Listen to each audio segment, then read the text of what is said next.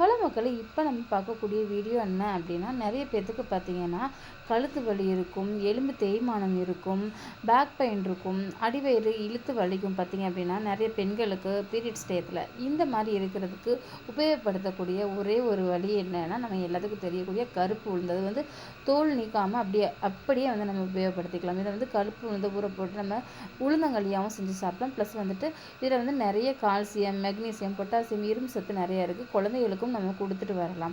பார்த்தீங்க அப்படின்னா இதை வந்துட்டு இன்னொரு டிப்பை நான் சொல்கிறேன்.